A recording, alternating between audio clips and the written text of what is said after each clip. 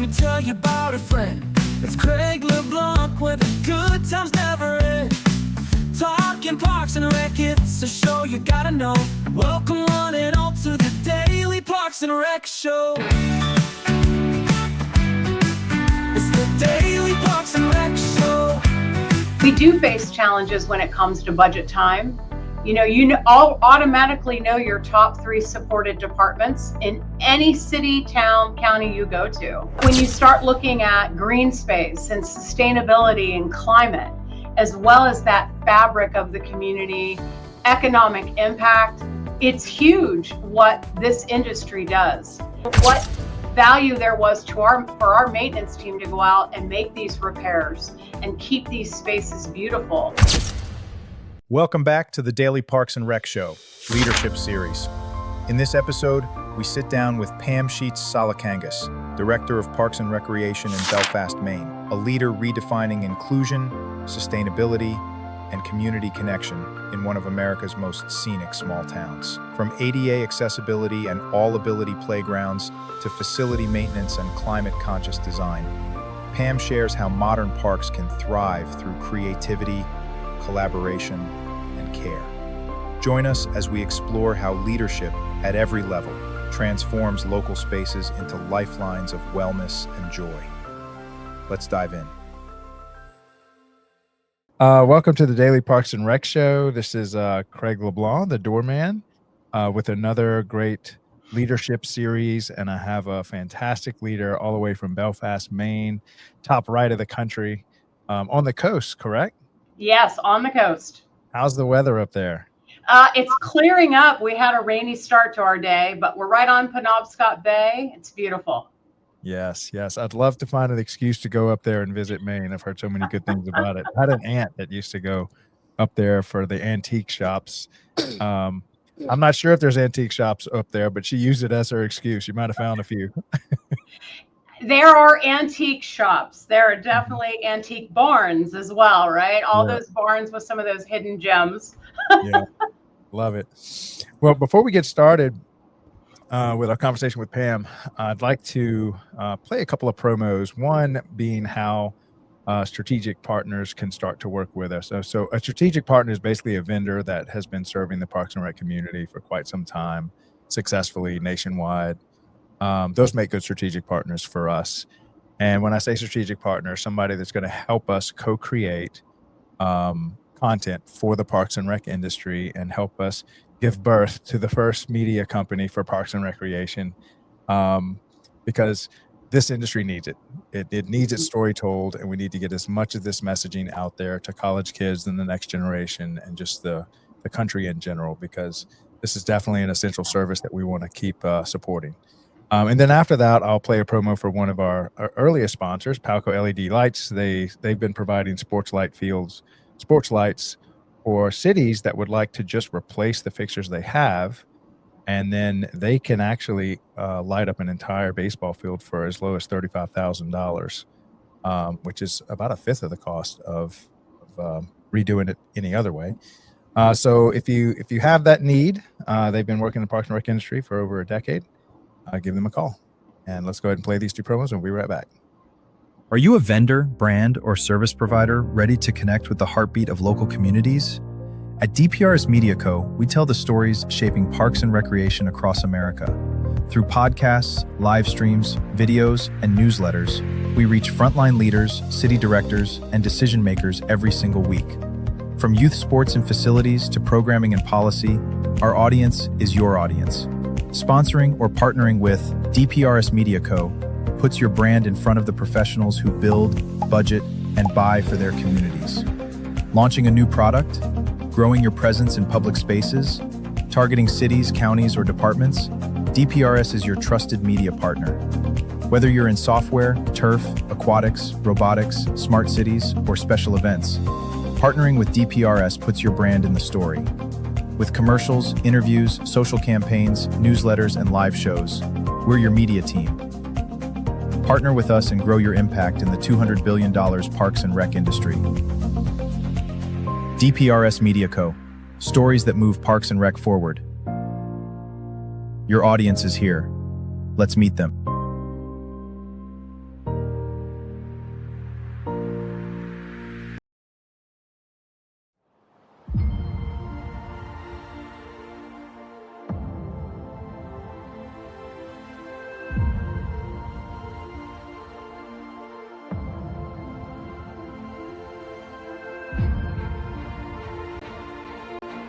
When you invest in our high-performance LED sports arena lights, you're not just upgrading your facilities, you're helping us illuminate the untold stories of parks and recreation communities. Every purchase directly supports the Daily Parks and Rec Show, a media platform on a mission to celebrate the heart and soul of our local parks and programs. From after-school activities to summer leagues, these spaces deserve to be told. Why your support matters. Capturing community impact. Your contribution helps us assemble a talented team of digital artists, storytellers, and filmmakers to create compelling videos, articles, and short films that spotlight how Parks and Rec programs change lives. Sharing untold stories. From a child's first home run to lifelong friendships forged on the court, we'll document these priceless moments and share them with the world. Inspiring the next generation. By highlighting the joy, inclusivity, and opportunities found in our parks, we foster a deeper appreciation for these vital community spaces. Light up arenas, brighten futures. Your choice to install LED sports arena lights isn't just a smart investment in energy efficiency and performance, it's an investment in stories that deserve to be told. Be part of the story. Take action today. Purchase LED sports arena lights and help us shine a spotlight on the heartwarming stories that define our parks and communities. Contact us now to learn more about our products and how your support fuels the Daily Parks and Rec Show. Together, we'll shine a light on the moments that matter most.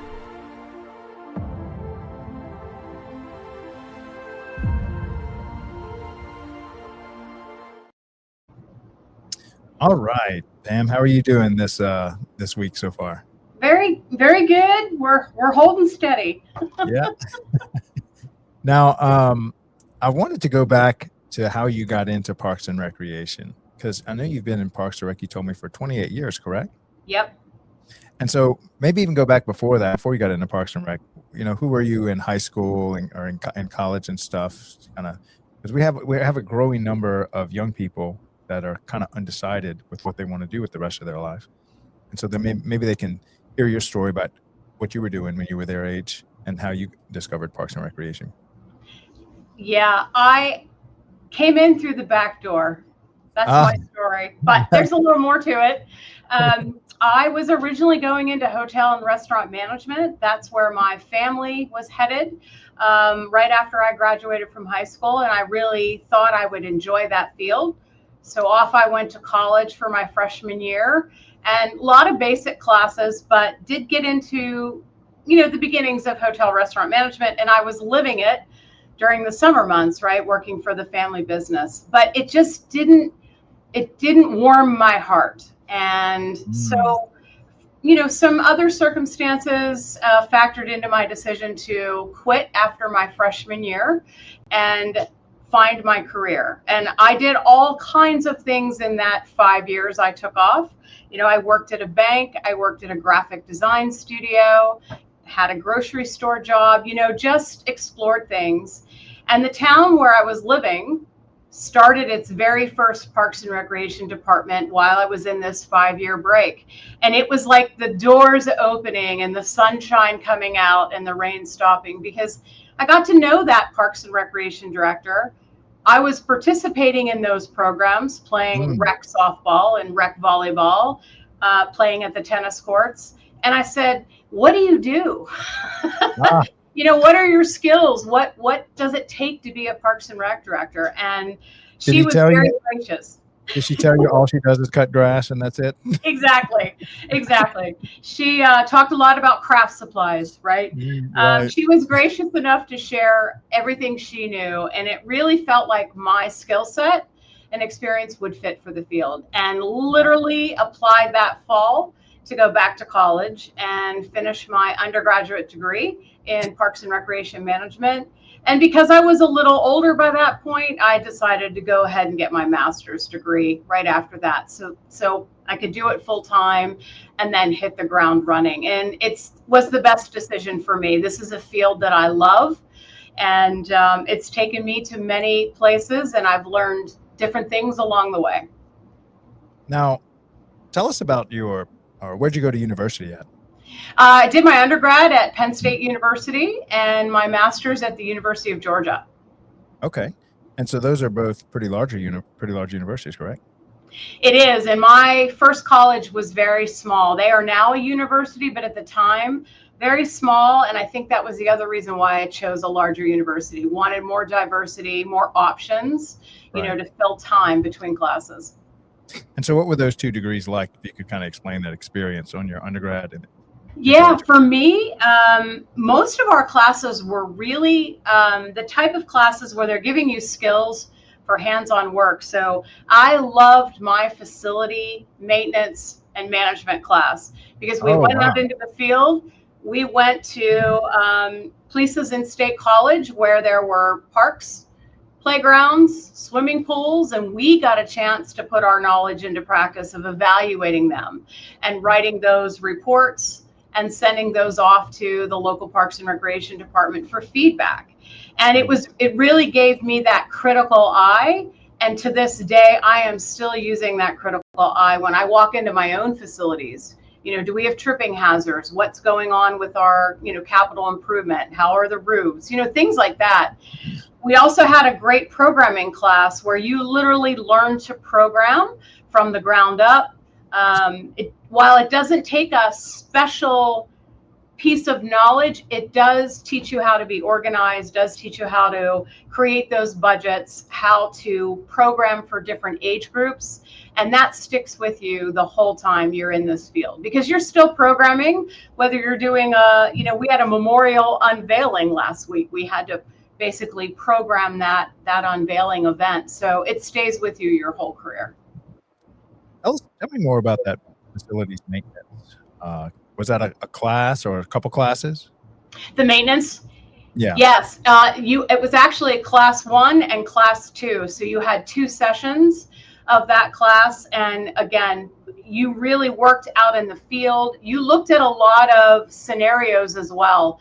So maintenance scenarios, trying to prioritize how you would repair things. Looking at, we spent a lot of time focused on swimming pools.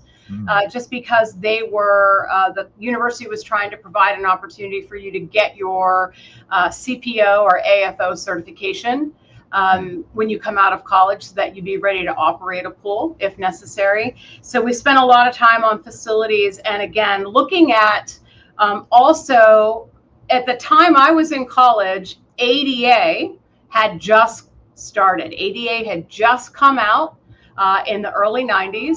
And you really had to go out there with a new set of eyes and look at your facilities for ADA requirements. How were our ramps? How were our stairs? How did were our doorways wide enough? What did the access look like to the pool? Was there ADA access? All really important things that still are important today. As an example, I'm in Belfast now, and we're working on renovation, you know, redesign of facilities that are a bit dated. So it came in handy. How has ADA evolved over the years? Because I think they give kind of an update every so often where they have like new requirements. They do, yeah. After a lot of evaluation, they will come in and update those ADA requirements. For the most part, you know, for what I learned back in the early 90s, most of that still carries true. For example, you know, your length and rise of a ramp, your turning radius on a ramp before you go up the next ramp, handrails. A lot of these things have changed, although there might be slight adjustments to a diameter of a handhold or hardware for doors to open those. We try to keep up with ADA as any changes come out. You know, the bulletins are always available to read, but the basics, particularly if you're working with an engineer or architect, with those 3 brains around the table, you're really looking at ADA from that perspective and checking updates and what needs to be, you know, updated in your facility. Now, as an engineer and architect, they pretty much have the same, I guess, goal as far as ADA. What is it called? Certifications or ADA standards, maybe? Yep, standards, compliance, correct. They're looking at the same things from your parking lot your route to your building or facility, and then access to whatever that facility is, if it's a pool or a playground, or if it's, you know, a meeting space. They're looking for that and egress in the same eye. And so when I think ADA, I think only of the wheelchair. Is there any other part of ADA that maybe people aren't as knowledgeable about? Yeah, ADA applies to a couple of different things as well. So you think about wheelchair, usually the first go, but you also are looking at people that utilize mobility devices like walkers, also handheld braces. You want to be able to, you have to be considerate of those, particularly handholds, door openers for all of those devices across. And then access to a pool, for example, multiple ways to get in depending on the device that you're using. So there are some differences, but not too many for other devices. Now, is there a difference between handicap, wheelchair access, and inclusiveness? How do those two kind of merge or meet, or what's the difference between those two? That's a really good question. I'm so glad you asked that one. So there is a major difference in the definition of the words. Inclusiveness now in modern day, it really used to mean making sure that our facility is accessible by somebody using an assisted device. But inclusive now really brings all types of people together. So people may not have a physical disability, but they may have a mental disability or some other challenge. And you still want to be programming and providing spaces that are inclusive to all. So again, if they don't have a physical disability, your programming should still be open and accessible or adaptive in a way that allows somebody who may have challenge with hearing or with sight to still participate, but you're adapting your program. That's where inclusiveness really is bringing more people together, and your adaptive or your ADA, your accessibility, is making sure your facility physically can allow people to get to you. And so I spoke with someone over in Maryland, Rosalind Johnson. She was a guest yesterday, and she was speaking how just because you can get to the playground, but then you're there and there's nothing on the playground for you to do. And so I've noticed a lot of the playground companies are starting to create structures that not only can they get to it, but then there's something for them to do. They're accessible, a lot of the playground. And she's even spoke about how they encourage adults. They make adult playgrounds so that they can also get on there and enjoy time with their kids or grandkids or something. Is there any other things like that that you'd like to highlight? I could talk to you all day about the playgrounds. At my last department in Central Pennsylvania, we designed an all-ability playground, and we called it We Play Together. And it was for that purpose of bringing standard equipment installed beside adaptive equipment, and that some of that equipment being large enough that adults could play on it as well. We had a lot of folks in our community with physical disabilities that were a bit older. We wanted them to be able to play next to kids or family members, friends, etc. And so I love what Rosalind said, because that's what I believe in. And we're launching a similar playground here in the city of Belfast. Knock on wood, if grants come through, for that very reason of having kids being able to play together, no matter ability. Yeah. And maybe even speak to, so let's say these ADA requirements come out. They don't come with an extra couple $1 million to upgrade your facilities. That's up to you to kind of figure out how to implement it. So let's say you come across an old town and you're a director and they're saying, look, none of our stuff's approved for any of these things. What are kind of your easy first steps to kind of get the ball rolling? Yeah, you know, it's really interesting you bring that up, because, you know, ADA also provides for steps to become accessible, because they know that if you're dealing with a 1950s building, you're not going to be able to make that fully accessible all at one time. There are small steps. But as soon as you make a change, then you are required to bring ADA forward in your design. So it's really important to know those rules and those steps you're allowed. But you do have to bring it in slowly. I will give you an example. You know, we have an older pool here in the area. We've had a change in how that pool's filtration system works and the return system. And so we had to take out an older a chairlift that no longer functions with that current design. And we are searching for something that will work with our current return system, so that it may just be a manual operation, but it would still allow somebody in a chair to then transfer to the lift chair and then be lowered into the water. And they can be swimming next to a family member or a friend for any kind of support they may need. So we're working on making that change, because right now our older chair no longer works, and we've got to get something to replace it. Yeah. Now, as many, and I'm not saying other universities don't offer this, but you were the first one that actually spoke that a university class offered anything on facilities maintenance. Is that kind of a rare thing that you saw? Was that in Georgia and in Penn State? Was it Penn State or Pennsylvania? Penn State. Penn State. That's a good question. We didn't have that hands-on facility class at the graduate level. We did have a design class that did allow you to accommodate for good design, consider accessibility, etc. And as far as other undergrads that I knew at the time, because I was involved with the NRPA student branch, I'm not sure that they had that same level of facilities class. I'll have to tell you, our instructor, Mr. Christensen, was the impetus, one of the people that really brought forward the Certified Playground Safety Inspector program for the country, because he was really keen on good maintenance, inspection, daily upkeep, and that program launched under his direction. But he was the one leading those maintenance classes, and I wish I knew how many college programs had those classes, but I don't know for sure. Yeah. And, you know, if somebody asked, so what do you do as a director? And you said, well, I build community, I put on special events, I run sporting events, you'd be right. But if you also said, or if the first thing you said, well, I'm a construction manager for the city, you'd kind of be right too. Yeah. And the fundraiser, right? You're the fundraiser, you're the designer or the dreamer, and then the executor of that construction. Yeah. We wear so many hats in this field.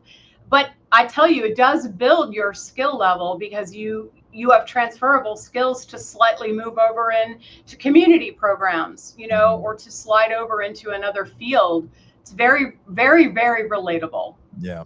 Yeah. I mean, some of the larger cities that I've spoken to, they actually hire construction managers from the commercial industry as the only job they do in Parks and Rec. But in a small city, that's you. That's just one of your hats. Yes. And, you know, we work with the engineers that are typically not on city payroll here. You know, they're a contractor.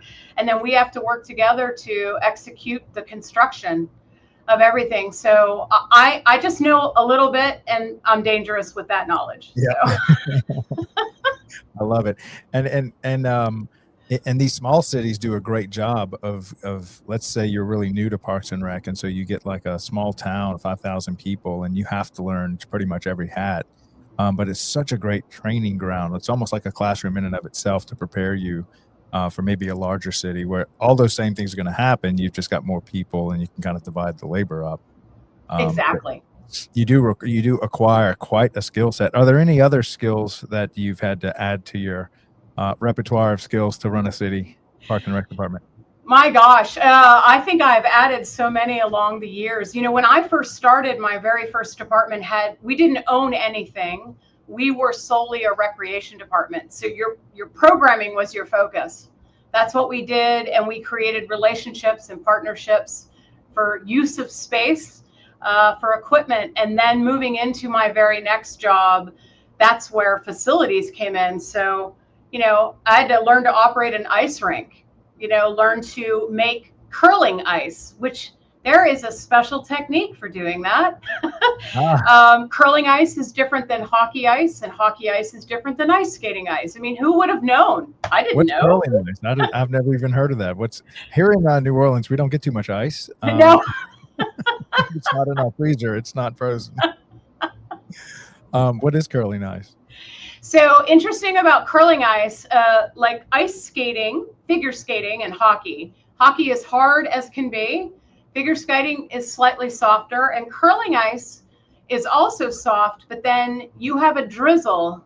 You have a drizzle on top that creates these bubbles, And that's what your curling piece slides along. So there's air underneath, and that has to be perfectly managed to the right temperature and the right drizzle. Wow, that's crazy. Now, so explain a little bit. In Belfast, you're pretty much in Canada. You're just it's America where it's at. But as far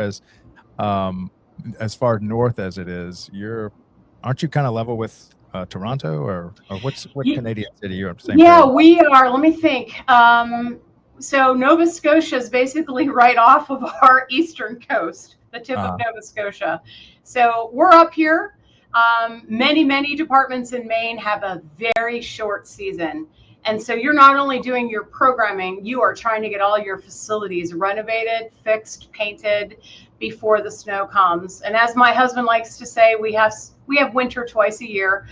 Yeah. And sometimes it extends deep into the spring, because you're waiting for that thaw to come. And then once you hit the freeze point in the fall, which is coming very soon here, you're done. You're really done with doing any kind of outdoor work or repair.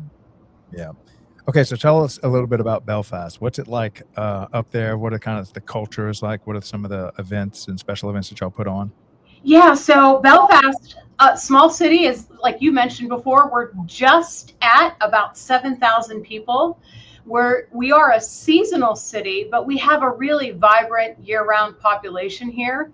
They stay active year-round. People will find any indoor space they can, particularly to contra dance, to listen to music, play music. We have an active movie theater. This is one of the most vibrant towns for activism, and I mean truly putting on events for everyone, whether it's including seasonal visitors or for the year-round population. We have so many nonprofits here that put on large festivals, small festivals, Learn To programs. We have a vibrant library, and then the Parks and Recreation Department is working on bringing its parks facilities forward into modern day and updating and highlighting them. We have waterfront property. We have the Belfast Boathouse and then 2 parks right on the waterfront. They serve as the backdrop of most of these large events. And in my role, I'm really screening those applications for facility use, but I'm not really involved with having to put on those programs because they're run by these great nonprofits. So that's new to me. Sometimes Parks and Rec's really the heart of putting on those events, and you're bringing in help where needed. In this case, these folks are running with the ball. Yeah. So my role is just to make sure everything is safe, the facilities are used well. I try to help with facilitating parking, facilitating signage, putting a safety plan in place, making sure our police, fire, and EMS can get into our neighborhoods if something were to happen. And that's my role with some of these larger events. So I've learned a lot from our folks who've been doing these for 18, 19, and 20 years, but very vibrant. And I will say one of the things that we as the Parks, Rec, and Trails Committee and the agency are doing is Belfast is bisected by a river. So Penobscot Bay comes inland, and then we have a river that comes upstream and basically divides the city in 2. And West Side has all of the services, and East Side does not. And we're working on creating some green space, some park space on the East Side for those residents. Hopefully walkable in the future, definitely drivable, and looking at 10, 15, and 20 years out, what else we could be doing to support East Side. Okay. We're going to go ahead and take our halftime break. And I'd like to promote our Young Professionals Network show. We now have a young professional that's our first intern, Michael Moreau, and his task during his internship program is to run our Young Professionals Network Friday show, 12 noon Eastern. So I'd like you to speak on, after we play that promo, just about young professionals coming in, and if the state of Maine does anything for that, or if y'all even have a YPN for the state. And then after that, I'm going to promote our youth sports mastery show, which is our Thursday show all about youth sports. So Sherry, why don't you go ahead and hit those 2, and then we'll come right back and finish our conversation with Pam. Are you ready to lead the next generation of Parks and Rec? Whether you're a student, intern, or rising leader, Welcome to the Young Professionals Network by DPRS Media Co. Our mission? To empower early career professionals in parks and recreation through mentorship, visibility, and real-world leadership development. Our vision? A national network of passionate, prepared, and purpose-driven leaders who shape the future of public service. Starting now. Powered by the Daily Parks and Rec Show, YPN gives you access to exclusive interviews, career-building resources, behind-the-scenes content, and live events, all created by and for the next wave of parks and rec professionals. Learn from seasoned directors, build your brand, get involved with national conversations that matter. Whether you're in youth sports, facilities, programming, or policy, YPN is your launchpad. Young Professionals Network, your career, your community, your story.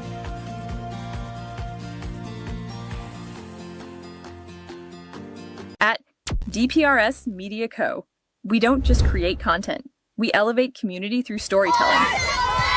Now, we're proud to introduce the newest addition to the family. Welcome to Youth Sports Mastery, the podcast where champions are shaped, not just on the field, but in life. Hosted by National Academy of Athletics founder Aaron Locks. Youth Sports Mastery dives deep into how youth sports can empower kids, strengthen communities, and build leaders.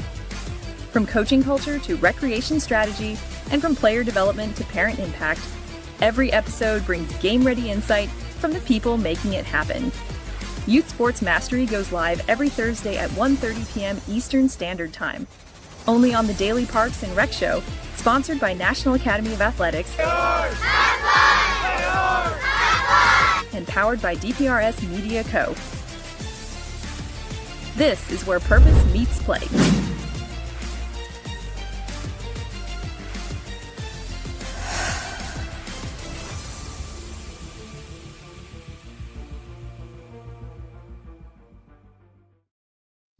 So tell us about the association and, well, first take on the Young Professionals Network. Do you have anything going on for the young professionals in Maine? Yeah, so the young professionals come in through the Maine Recreation and Park Association. So there are opportunities during conferences and seasonal seasonal full day meetings. And they're able to partner with some parks and recreation professionals of the agency, of the membership, and talk to them about their career. How do they get started? In the state of Maine, I did not have an intern this year, but I had an environmental steward come in through the Maine Conservation Corps. So it was something that gave me an opportunity to still work with a young person, but also at a higher level where they could actually execute some projects. But I will tell you that the Young Professional Network is a wonderful thing. I was encouraged to get involved with NRPA as a student. And I actually got involved with the Mid-Atlantic region of the student branch. And this is something that doesn't exist anymore, but it allowed me to meet professionals. I was paired with a mentor and usually got to see him once or twice a year at meetings or conferences, and just got to talk about, how did you navigate this? Or why did you make this decision to change positions? And it was really helpful. And when you get a little bit further in your career and you can go back and still have those conversations and talk about, things that are maybe a little bit harder in your professional life now that you've matured. It's nice to have somebody to listen to and bounce ideas off of. So I would say it's getting started in Maine, as the Maine Recreation and Park Association has a new director, this going into her second year. And I think she's really encouraging these programs to take place. Yeah. And so tell us about the Maine Association. How many people attend? Do y'all attend any kind of regional things up there? Yeah, they just had a regional meeting for the fall last Thursday down in Lewiston, and they had a day full of small breakout sessions. And they also had some opportunities for people to try wheelchair basketball using the equipment that they have on site there. They also had some maintenance classes for the maintenance folks to come down there and work outside with some equipment. And then we, of course, have our annual conference. It's usually held in March, down in the Rockland area. And I would say attendance is about 200 to 300. A lot of our, once you kind of get past Augusta, Waterville, and Belfast, and you're up to Bangor, that's where a lot of departments live. But once you get north of there, it's very, very small, and they're very, very spread out. So it's tough for some of those folks to get down to conferences, particularly in the fall and winter months. Travel is difficult, but they're growing. I think the state of Maine is moving forward in parks and recreation. Some of the smaller departments are catching up to some of the larger departments in better facilities, investment in those facilities, and programming. Yeah. Now, have you been active in NRPA throughout your career? I have. I was, again, involved with the student branch, was actually the student branch president when I was young. And when I finished that, I had a seat on the board of trustees for a year, just experiencing NRPA board of trustees. I've been involved in NRPA during my whole career, and right now I just started my second go on the program committee. So I'm working on the Philadelphia conference, going to be held next September, and I'm very excited to be doing that work again. And I have been a mentee with a mentor, and hopefully if that program still continues, that's something I'd like to do in the future as well. Can you give us an introduction to what is programming in Parks and Rec, just from a definition standpoint, and then kind of where it is today and where do you think it's going to be in the future? Yeah, programming is everything. It's everything we do. And before I give you my definition, I just want to say, what I think about programming is opening doors. It's opening doors to experiences. And I think that's what we all do in the field. It is literally all the genres, right? The sports, senior programming, aquatics programming, preschool programming, elementary education. It is everything. It's opening that door for someone to try something to see if they like it, would like to move on to something else. And for me, I've been doing programming my whole career. When I left Central PA, one of the things I was doing was adult theme. No, that's not the right word. Scavenger hunts for adults. So challenge themes, poetry, costumes, some fun, really, really fun things. And we did some family events as well. But, I honestly think some of the programmers in our field really make things up as we go. We see an idea. We're like, okay, we can develop that into something else. And boom, you have a brand new program, taking a base of something that's existed for a long time and rebranding it and opening it up and doing it slightly differently. And that's what I like to do. I like to play on themes and create programming. Belfast has not traditionally been a programming department because of the relationship with those nonprofits in the community. That is something I am trying to change. And what I'm trying to figure out is what's the niche for Belfast Parks and Recreation. But I think programmers in general just love to create spaces, fun, color, and laughter, allowing people to meet other like-minded people in a program and just creating those opportunities. That's actually my definition of programming, is creating that opportunity.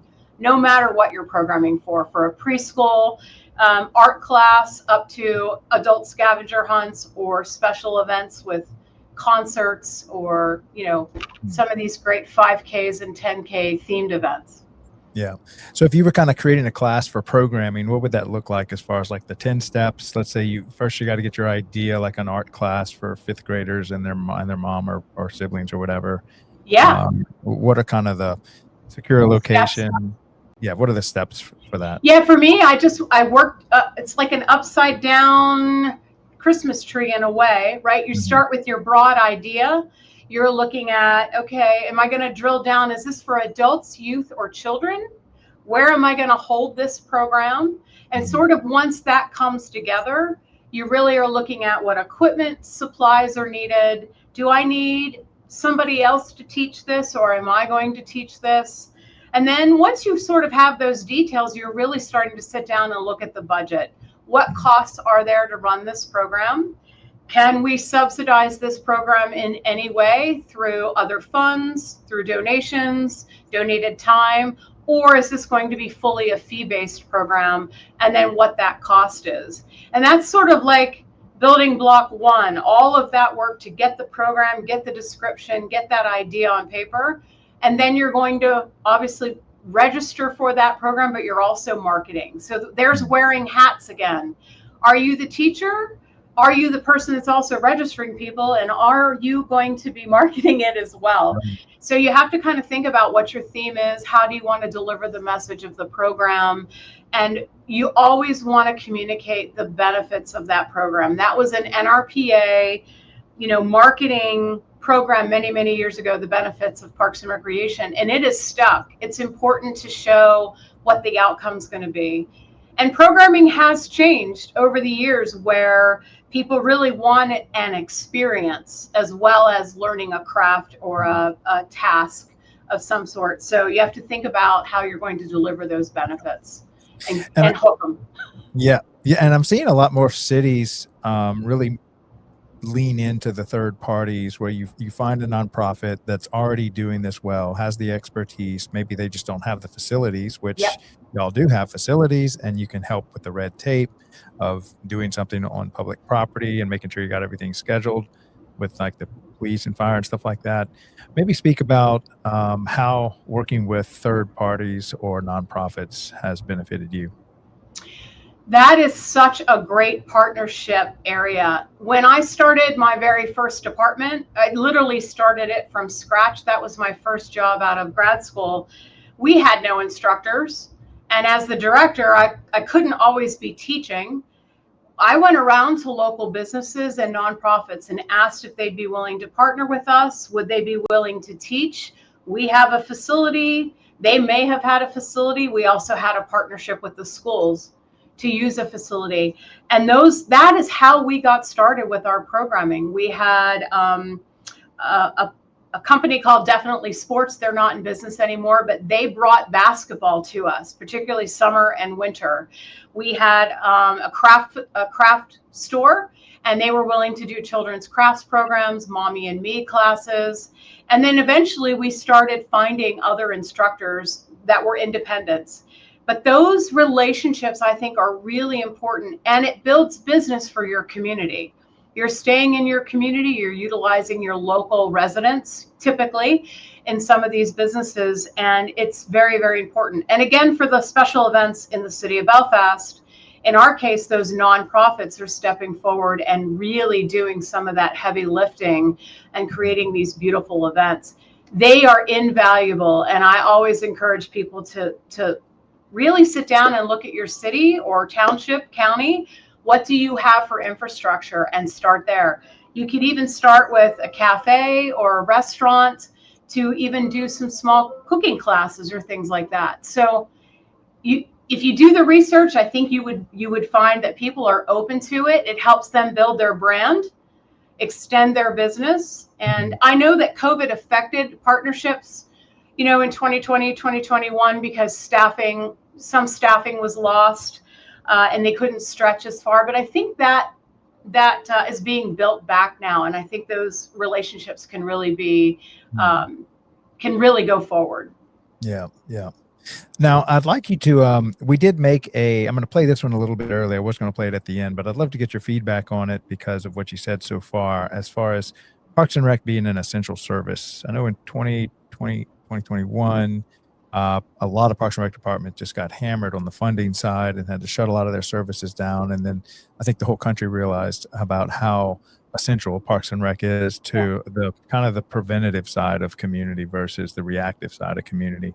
So we created this promotion for the whole industry to use. If you see this on our YouTube channel, anyone can use it. We don't copyright it, but I just think it really helps to reframe the conversation. So I'm going to play this, and I'd love to get your feedback on it.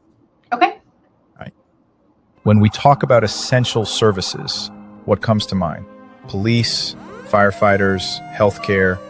But there's another essential service, often overlooked, yet always present: parks and recreation. Parks and Rec is health. It's the walking trail that lowers blood pressure. the recreation center, where seniors fight isolation, the swim lessons that prevent tragedy before it happens. This isn't a luxury, it's a lifeline. Parks and Rec is safety. A playground instead of a street corner, a basketball court instead of trouble, a summer camp where every child belongs. It's not just about activity, it's about protection, prevention, and possibility. Parks and Rec is community, the festival that brings neighbors together, the cultural event that teaches respect and diversity, the open space where a city breathes. It builds bridges where division once stood. It gives people a reason to gather, to connect, to care. And Parks and Rec is economics. It strengthens property values. It drives tourism through events and trails. It saves on healthcare costs. Every dollar invested multiplies, feeding back into schools, into safety, into growth. Essential service is not just about survival, it's about thriving. And Parks and Recreation is where thriving begins. In wellness, in equity, in culture, and in joy. Parks and Rec isn't extra, it's essential. For our health, for our safety, for our communities, for our future. A message from the Parks and Recreation community.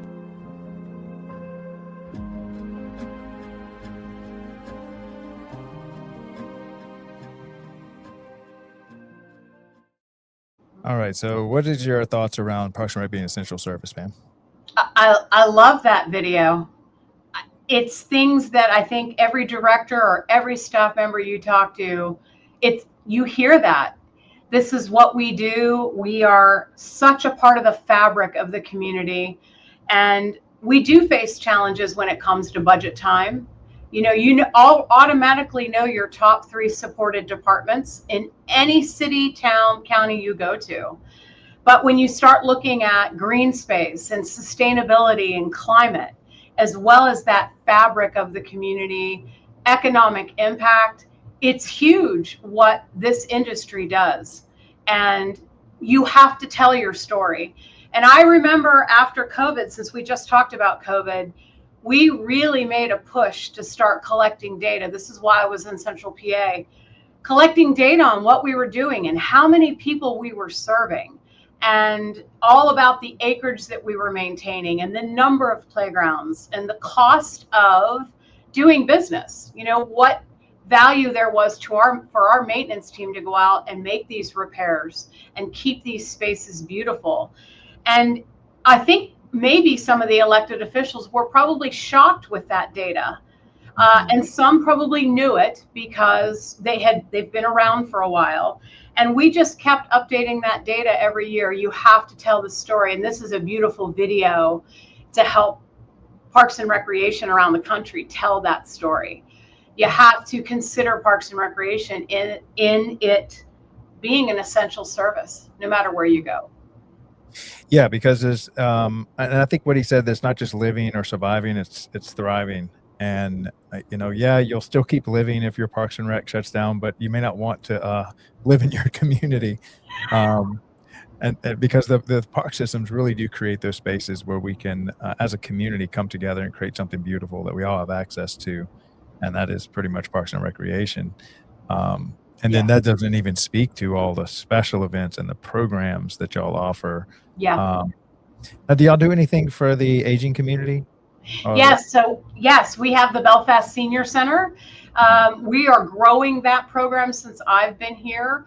They've never had a home, but we have a rental facility on the waterfront, I mentioned, and we have given them we have the ability to give them a single day right now, year round in that facility. So they have a safe, accessible building that they can host speakers, exercise classes. It has a small kitchen, so they're able to do meals, coffee and snacks, and they have a full day in there.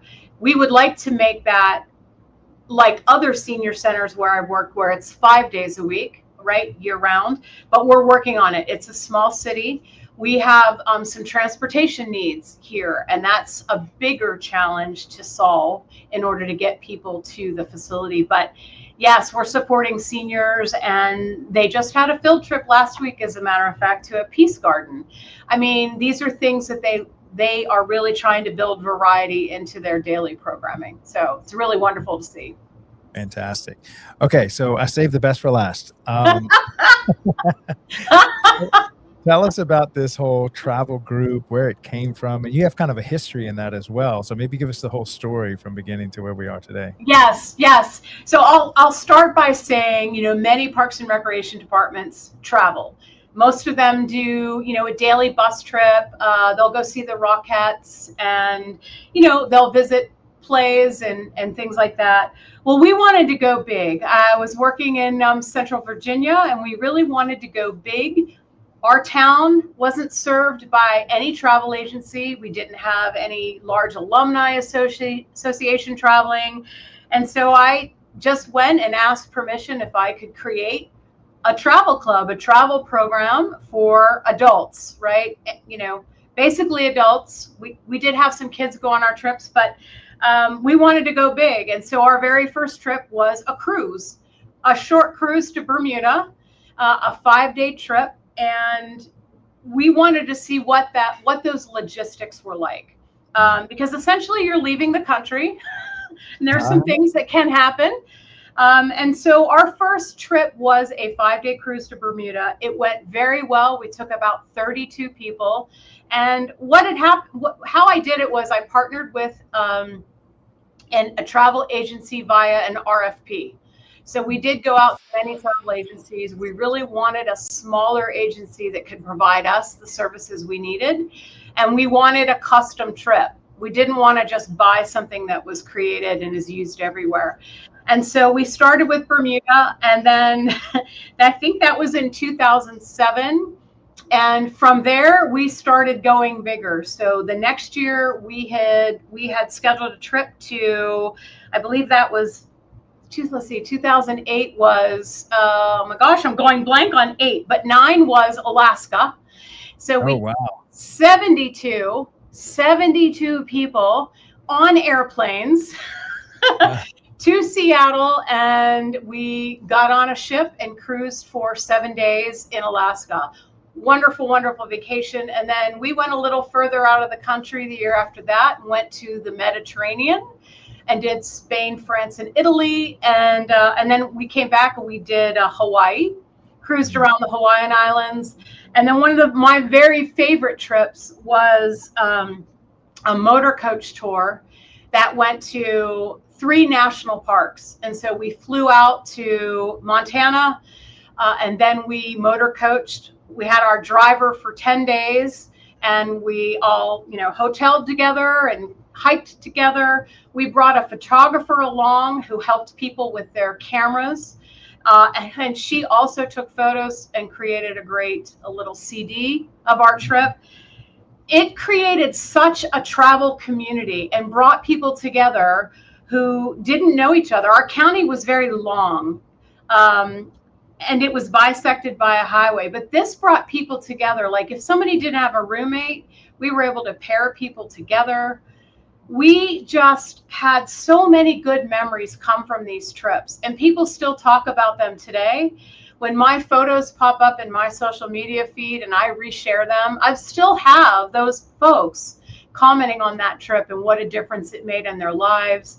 They've made so many friends, and they actually got to travel, for most of them, with people they knew or generally knew of. And that's what they liked about it. I'm traveling with my neighbors, and Pam is our host. She's going to be there. She's going to take care of all the logistics, and we don't have to worry. And a lot of trips, you just meet your guide upon arrival. You don't know them. But in this case, I was going with them. And it was a great way for, if there was a positive variance from this trip, meaning if there was some profit made with the county where I was, we were allowed to reinvest that in other programs. That was the best part of it, is that we could reinvest, buy equipment, and also subsidize other programs and keep them low cost or free. That was the best part of all. And I think I shared with you, we had some issues. We had weather. Our groups got split up to different planes and different cities at one point. We have had illness on trips, and so you wearing that different hat again, you are really well versed in emergency procedures and talking to family and carrying all of the data with you that you need to get in touch with people's friends and family. But really good memories of that time and all those places we went. So the county is still doing them as well. So we left that infrastructure and they've carried that forward. Fantastic. And is that something you're hoping to maybe one day bring to Belfast, or are you just kind of past that stage, or what's it for? No, definitely not past that stage. Just some things for the city. We're focused right now on facility. It would be a great thing to bring forward, I think, in the future. But for my personal life right now, it's a little hard to travel. But in the future, maybe that can be something that can happen again. But the best part was just even breaking bread, just sitting down at a table each night on the cruise or on the trip and just talking to people and learning about their lives. It was wonderful. Okay, so we have a little tradition that we do at the end of our show where my previous guest left you a question, and then you'll have to think of a question you would like to leave my next guest. Okay. And so this comes from Jeannie Sprague over at Lincoln City, Oregon, on the coast also, on the Pacific coast, and I'm speaking to someone on the Atlantic coast. But her question was, how do you look at inclusion in your park and rec job? That's and we're talking to an inclusion specialist, I think, right now, in Pam. Yeah. Okay. So we talked about inclusion. So yeah. And I think I answered that earlier, right? It's really including everyone. Yeah, making sure there's an opportunity for everybody, adjusting programs or creating something for a population that doesn't have any programming yet, learning and talking to them about what's needed and being able to find those resources for them. So inclusion for me is just making sure there's something for everybody. Yeah. Love it. So what question would you like to leave for my next guest? Oh boy. So this is on the fly, right? So since we talked about facility maintenance, let's talk about, let's see, what challenges are your next guest facing in the facility maintenance world and facility management world? I think that was a great conversation today. Yeah. Facilities maintenance world. Yeah. What do you see as far as the future of facilities maintenance? Say that again, Craig. As far as facilities maintenance, kind of what do you see the future 5 to 10 years bringing into facility maintenance? Yeah, so for me here in the city of Belfast, we have a lot of work in front of us. We are renovating playgrounds. We are repairing or building new buildings. For example, we have a restroom building coming down, putting a new restroom building up. We're looking at, for facilities maintenance and management in the future, we're taking a fresh eye with sustainability. So how can we build these green, maybe not LEED certified, but how can we build them green? Green roofs, those electronics that help you with your sink, the amount of water that runs, reducing paper waste, looking at skylights for additional natural light, and just things like that. And then for facility maintenance generally in the parks, we're looking at parks. That's a piece that people forget too, that climate and sustainability need in the community. We are stormwater managers as well, and we're looking at new ways to provide stormwater management in our parks that still beautify, provide spaces for pollinators, and just beautify our parks generally. So I think sustainability for me is part of facility maintenance and management going forward whenever we have an ability to update a building or change a building or build something new. Yeah, and as far as like you said, for pollinators, we had one lady out in Texas saying they're starting to plant a lot of native plants and wildflowers, which bring in a lot of biodiversity into the green spaces. So that really helps out with bringing all the different insects that are used to native plants and stuff versus planting stuff that really doesn't belong in your area. Yeah, we did the Bio Blitz. This is our second year here in Belfast, and we actually saw an increase in our bee population, all the varieties of bees, we saw a population increase this year. So that's really good. It means some of the work we're doing in our parks is helping. But we saw a decline in butterflies, monarch butterflies. So we have to work on that. Yeah. Yeah. Okay. So my last question is, and I asked this for all of my guests, if you were sitting in front of a classroom of undecided college kids that didn't quite want to know what they're doing, what's your sales pitch or a testimony to this industry as why you should dedicate your life to this? This is my elevator speech, right? Yeah. My elevator speech. I would say probably if I was sitting in front of them, I'd ask them a couple questions about what is it that they love, about sports that they play, or some hobbies that they have, or, you know, about being in the pool or things like that. And I'd probably start telling about all the things that you can do in Parks and Rec. It is not just A, B, C, or D. It is so vast. I mean, let's just say you are a graphic designer or a social media whiz. You know, there are places that have social media staff, you know, and marketing teams. I mean, there's a great group in Texas of some wonderful marketers and social media people. I would just talk to them about what they love now and how to exploit that in Parks and Recreation, and try to get them excited. There's a place for them in this field. It's vast, full of variety, and you can find your way. You can find your way and still take that thing you love to do forward. Absolutely. Great testimony there. Well, Pam, thank you so much for joining us today on the Daily Parks and Rec Show and sharing with us what's going on the Atlantic coast all the way up in Maine. Really appreciate all your the work you've done and what you've contributed to Parks and Rec. And thank you for joining us today. Thank you for having me. This was a wonderful invitation. I appreciate the time. All right. Have a great week. Thank you. You too. Bye-bye. Take care. All right. So that was Pam over in Belfast, Maine. It's crazy. Just a couple of days ago, I talked to somebody that was all the way on the Pacific coast, small town, tourist town, seasonal town. And then today, here we are talking to Pam on the Atlantic coast, all the way up in Maine. And so it just kind of shows that the show is really covering coast to coast, every town, that we can help raise awareness around the work that goes on in Parks and Recreation and how much that means to these little communities, and really in every town and city across America and counties. Don't forget the counties and the state parks. And I'm probably need to start doing a show on the national parks as well. Okay, so a couple of updates. This Friday, we have our first intern, and he is going to be running the Young Professionals Network show on Fridays. So this is a big step for us.